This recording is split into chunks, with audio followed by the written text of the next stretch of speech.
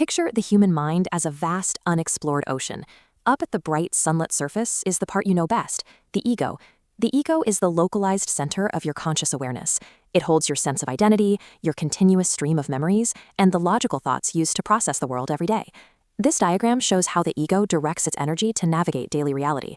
Introversion focuses that energy inward, toward subjective experiences, while extroversion pushes it outward, toward other people and objects. We spend most of our lives up here, convinced the ego is captain of the ship. In reality, it's a tiny vessel floating on massive, invisible currents of unconscious forces. To survive and succeed in society, the ego builds a tool called the persona. Think of it as an artificial public mask we wear to adapt to the expectations of the people around us. But that mask has limits. We all experience moments where it slips. An inexplicable outburst of anger, a decision completely out of character, or a bizarre, vivid dream that makes no logical sense. Curious, these disruptions occur because the mind pushes painful or acceptable experiences out of sight. Down in the dark, they gather into emotionally charged clusters called complexes, which have the power to bypass our conscious control entirely. When losing control, our first instinct is trying to patch the public mask. That never works. To figure out exactly why we act the way we do, we have to look far below the waterline of our conscious awareness. True psychological stability requires a much harder task. We have to map the hidden, submerged architecture that actually dictates our behavior.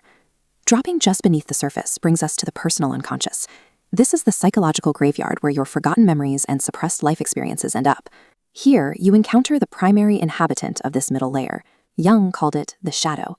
The shadow is the collection of every dark, undesirable trait and impulse that the conscious ego flatly refuses to acknowledge about itself.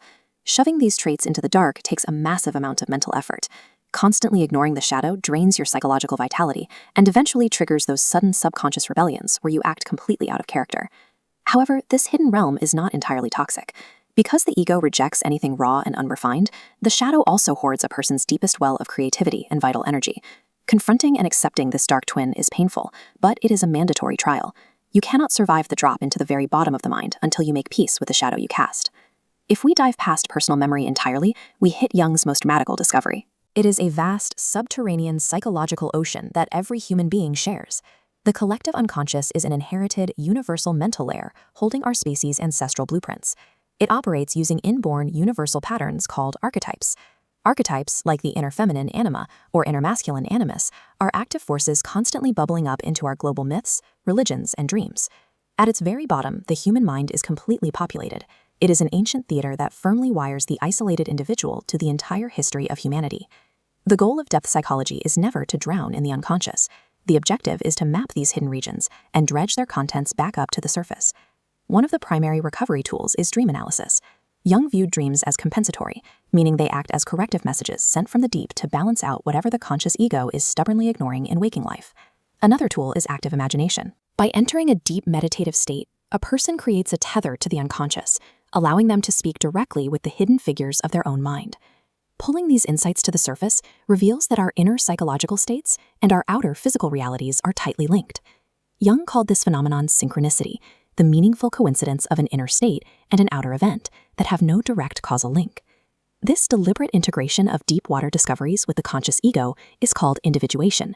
It is the ultimate, lifelong project of the second half of our lives.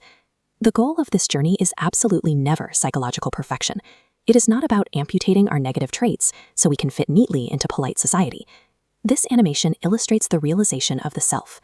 True psychological wholeness happens only when the conscious mask we wear, the dark shadow we cast, and the ancient mind we inherit all operate in total harmony.